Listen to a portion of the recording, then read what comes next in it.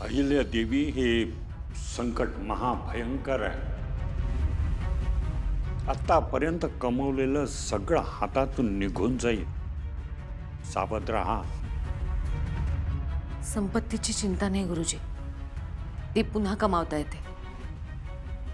पण माझ्या मुलांच्या आयुष्याची किंमत कशातच नाही करता येणार. यावर काही उपाय नाही का? आहे. या संकटाचा सामना करण्यासाठी तुम्हाला तुमची आत्मशक्ती वाढवावी लागेल आणि त्यासाठी एक कठोर व्रत आचरावं लागेल. मी करेन. ते दूध ठीक आहे. अहिल्या देवी, हे व्रत अतिशय कठोर आहे. तुमच्या पोटात अन्नाचा एक कण सुद्धा जायला नको. हे व्रत आजपासून म्हणजे आत्ता ह्या क्षणापासून सुरू करायचंय.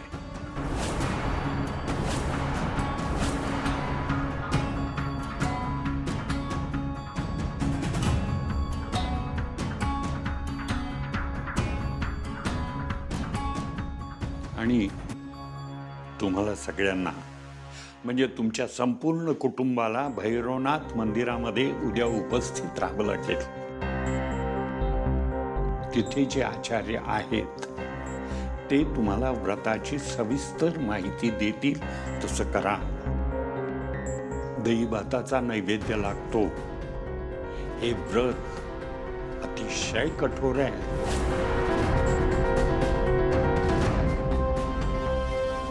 तुम्ही काळजी करू नका गुरुजी. माझ्या कुटुंबासाठी मी काहीही करायला तयार आहे. खात्री आहे. गुरुजी, दूध घ्या ना. नाही. जोपर्यंत हे व्रत पूर्ण होत नाहीये तोपर्यंत तुमच्या घरातील पाण्याच्या थेंबाला सुद्धा मी स्पर्श करणार नाही.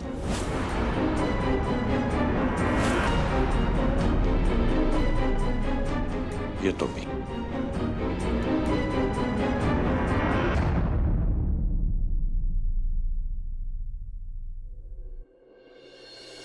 प्रीत, कसली इम्पॉर्टंट मीटिंग चालू आहे एवढी? कधी येणार सासू मॉम? हो. हे आल्या.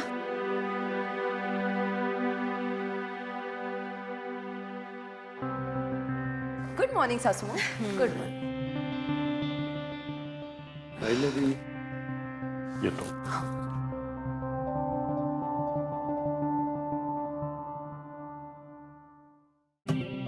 सासू मॉम, गुरुजी का आले होते? Anything serious? नाही ग, काहीतरी महत्वाचं सांगायला आले होते. ओके.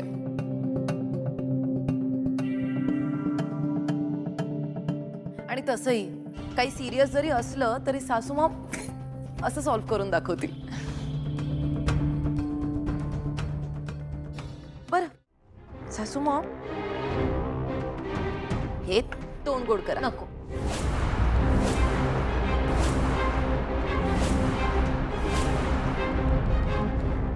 का हे जनरल स्वीट नाहीये.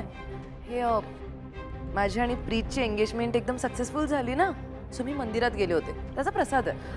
नको, आज माझा उपास आहे. मी काही खाणार नाही. आई, उपवास? काही सिरियस आहे का? नाही रे, तुम्ही कसलीच काळजी करू नका. तुमचा साखरपुडा निर्विघ्न पार पडला. यापुढचे सगळे विधी सुद्धा व्यवस्थित पार पडावेत म्हणून देवाचे आभार मानायचे आणि त्यासाठी एक व्रत सांगितलं. कसलं व्रत? नित्य उद्या आपल्याला भैरवनाथाच्या मंदिरात जायचं आहे. तिथे गेल्यावरच अहिल्याचं व्रत पूर्ण होणार आहे.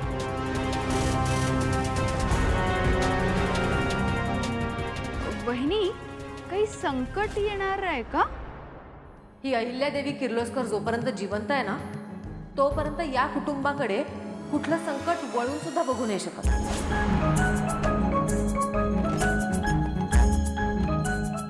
आणि आपण सगळे आहोतच एकत्र.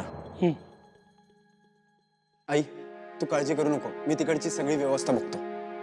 हो, मी पण तिथली व्यवस्था बघते. बर,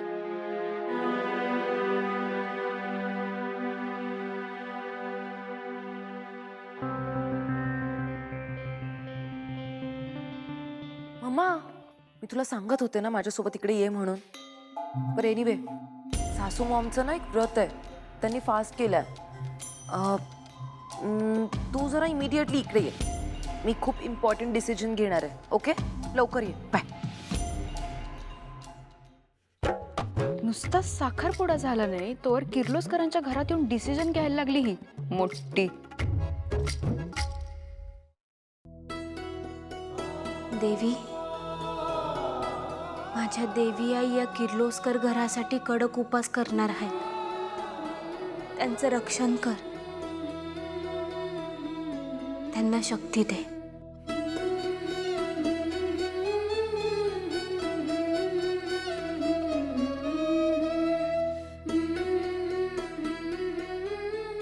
पारू, बाळ तू इथे आहेस होय? मी तुला घरात सगळीकडे शोधलं. बरं, अहिल्या मॅडम ना उद्या मंदिरात जाणार आहेत पूजेसाठी. गुरुजी इथवर आले म्हणजे नक्कीच काहीतरी महत्वाचं आहे. उद्याच्या महाप्रसादाची सगळी तयारी आपल्याला करायची. हां, चालतंय. पण सावित्री आत्या, प्रसाद तिथं जागेवरच करावा लागेल ना? हो, तू करशील ना प्रसाद?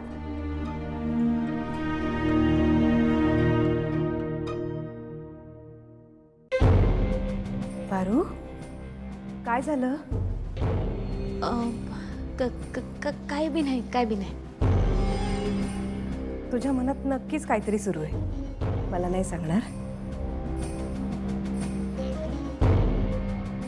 सावित्री आत्या, देवी आई कडक उपास करणार आहेत, तर अच्छा, तर असं आहे होय. पारूची देवी आई उपाशी असताना पारूच्या घशाखाली घास कसा काय उतरणार? बरोबर ना बाळा? तुझी देवी आईवरची श्रद्धा ओळखून आहे मी. देवी आईचा उपास म्हणून पारूचा उपास, बरोबर? सावित्री आत्या, मला ना फक्त माझ्या देवी आईसाठी उपास करायचा आहे. त्यांचं हे व्रत पूर्ण करण्यासाठी त्यांना शक्ती मिळावी म्हणून मी उपास करणार आहे. कर. बरं, ऐकावं ते नवलच. एका मोलकर्णींनी वहिनींसाठी उपवास ठेवलाय.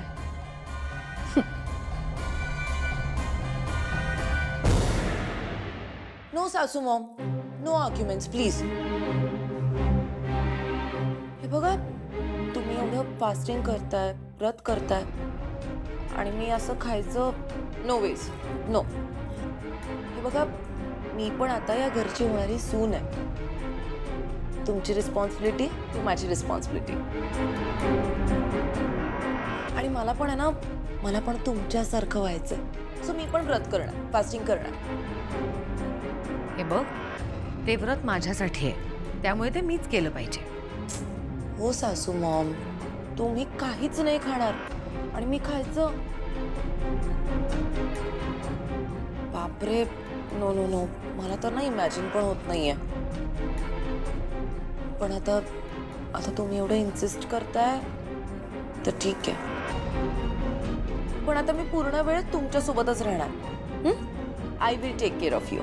एकदम शॅडो बनून तुमच्यासोबत असेल मी. अगं अहिल्य, तिला किती समजवलं पण ऐकायलाच तयार नाहीये. नुसतं धरून बसलीये की बस अहिल्या आंटी व्रत करणार आहे ना म्हणजे मी व्रत करणारच, मी कोणाचं काही ऐकणार नाही.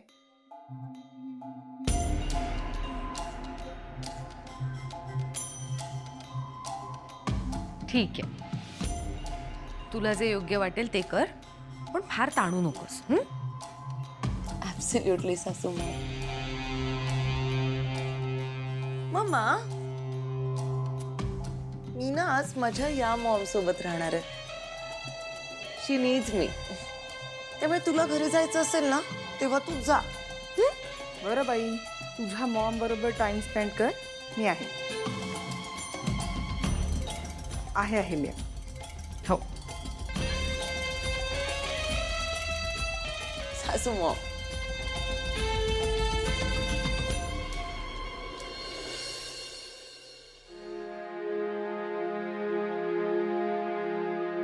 दामिनी मॅडम, नाश्ता.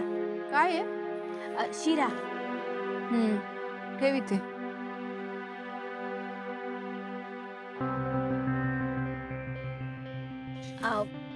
पाणी सांडल तुमच्या साडीवर.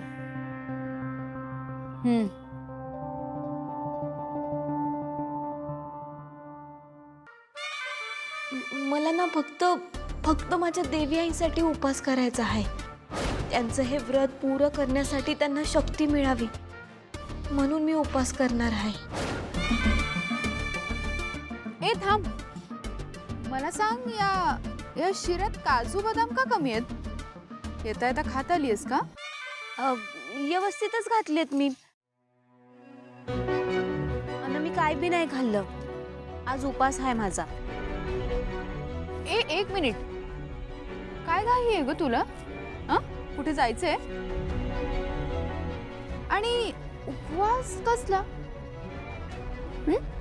काय आहे? ओ, एक मिनिट. तुझ्या देवी आईनी व्रत केलंय म्हणून त्यांना इम्प्रेस करायला उपवास धरलास का तू? कोण समजतेस कोण ग तू स्वतःला? मोलकरी नाहीस ना? तसंच राहायचं.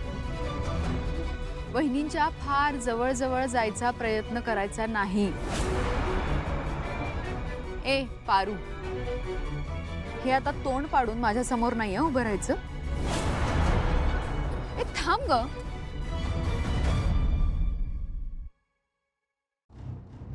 काय ग, ते सगळं जाऊ दे.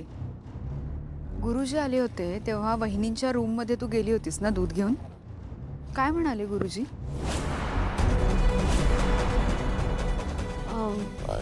नाही, मी काही बी नाही ऐकलं. थापा मारू नको. काय आहे, तुझ्यासारख्या नोकरांना मी चांगली ओळखते. तुमचे कान फार लांब असतात, सगळीकडे लक्ष असतं तुमचं.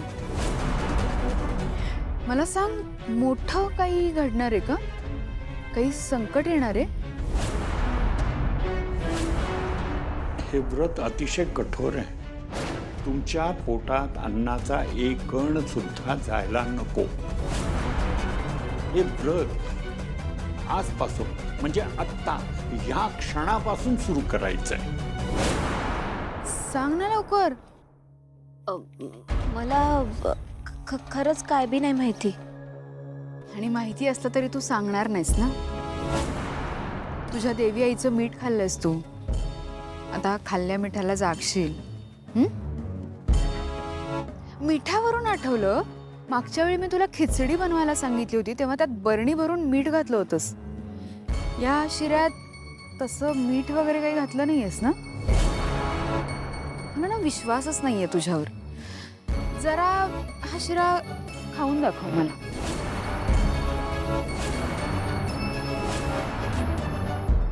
खा. नाही, मी या घराची मालकीण आहे, तेव्हा माझी ऑर्डर समजून खायचं गप्प. खा लवकर. खा.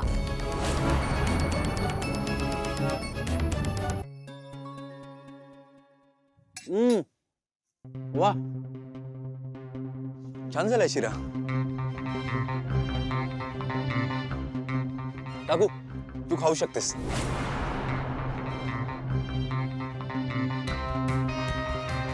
पारूने आईसाठी उपवास धरला.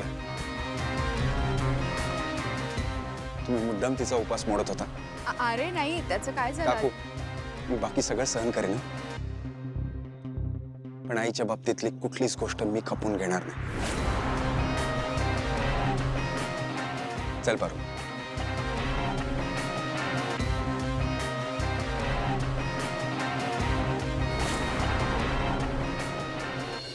मोहन, उद्या आपण नाही होत तर कंपनीची ही कामं आजच्या आजच पूर्ण झाली पाहिजेत. आणि त्या संदर्भात काही निर्णय घ्यायचे असतील तर आदित्यलाच विचारा, मला विचारायचीही गरज नाही. ठीक आहे वहिनी, ऑफिसमध्ये तसं कळवतो सगळ्यांना. ठीक आहे.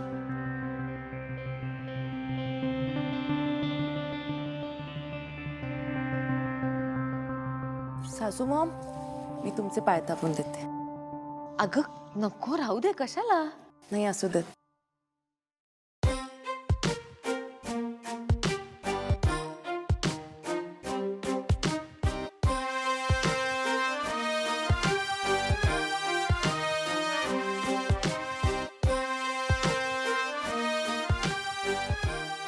आई म्हणजे बघ ना, तू एवढं व्रत करतेस काही न खाता पिता, पण तरी तुझ्यात एवढी एनर्जी आहे.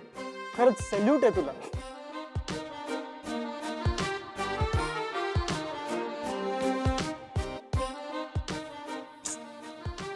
प्रीत, असं का बघतोस तू? तुझा चेहरा का डल झालाय दिशा? सासू मॉम, तो मुद्दाम बोलतोय. अरे अगं पण खरंच आहे दिशा, तुझा चेहरा जरा कोमेजल्यासारखाच दिसतोय. तू नको करूस उपास, काहीतरी खाऊन घे. हो ना. हे बघ दिशा, मला ना तुझी खूप काळजी वाटते. आणि हे उपवास वगैरे नाही झेपणार ग तुला, नको करूस. सासू मॉम, प्रीतम, ए दिशा, तुला काही उपवासाचं द्यायला सांगू का? सासू मॉम खाणार आहे? नाही, हे व्रत संपल्याशिवाय मी काहीही खाणार नाहीये. ओके. नाही, मला पण नको मग काही. आणि प्लीज मला कोणी फोर्स नका करू. मी नाही काही खाणार आहे. खरंच नका फोर्स करू कोणी.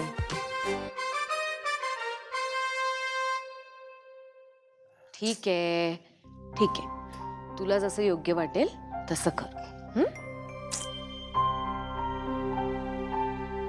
मम्मा कुठे माझी? घरी गेली. काय? हो. सासू मॉम, मी मम्माला एक फोन करून येते. ठीक आहे.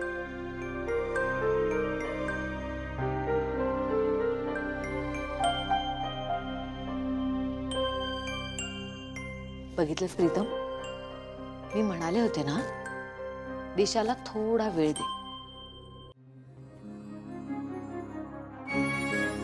वैजू, तुझ्याकडे जरा दुर्लक्ष व्हायला लागलंय का आमचं? मी देत जाईन लक्ष, तू चारा का. आणि इकडे तिकडे जास्त पळू नको, मग असं लागतं, पडायला होतं. येते मी. पारू, थँक्यू. आदित्य सर, तुम्ही कशा पायी थँक्यू म्हणताय? उलट मीच तुम्हाला म्हणायला पाहिजे. नाही पारू, आईचा उपवास आहे म्हणून तू सुद्धा उपवास करतेस. तू आईसाठी एवढं सगळं करतेस हे बघून खरंच खूप बरं वाटतं ग. त्यामुळे थँक्यू. आदित्य सर, देवी आई आहेत त्या माझ्या. माझी श्रद्धा आहे त्यांच्यावर. बरं, मला जावं लागल. ते गणीला जेवण द्यायचं आहे. ओके. पण तो शाळेत नाही गेला का? नाही ना, सकाळीच पडला तो, पायाला लागलंय त्याच्या. हो, चल मी पण येतो बघायला. गणी! आदित्य सर, बहुतेक इकडेच येत आहेत. ए गणी, मी तुला भेटायला आलो आणि कुठे पळतोस? गणी, इकडे बघ.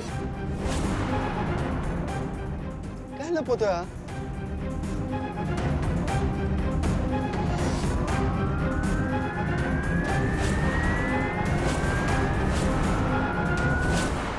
शेळी.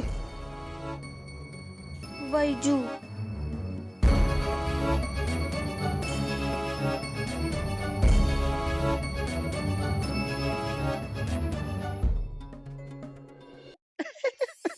किती गोड आहे ही. पारू, खूप क्यूट आहे. हा? अच्छा, गोड आहे, खूप छान आहे. तायडे, आदित्य सर बी आपल्यासारखेच आहेत. हे काय नाव वगैरे ठेवलंय की नाही सर? अहो, मग असे सांगितलं ना, वैजू. हो, वैजू. पण ही इतके दिवस कुठे होती? मी दिसलीच नाही. आदित्य सर, अहो आम्ही गावावरनं आलो ना तेव्हा हिला आमच्या सोबत आणलं होतं, पण ना आता आम्ही हिला लपवून ठेवलंय. का लपून का ठेवलं?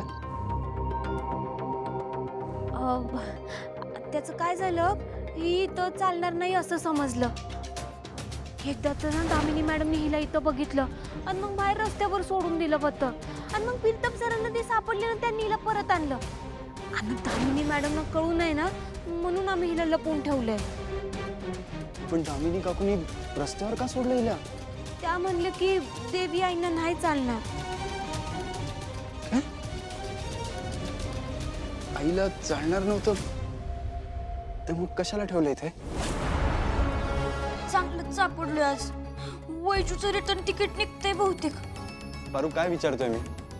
आईला जर चालणार नव्हती तर मग हिला इथे का ठेवलं?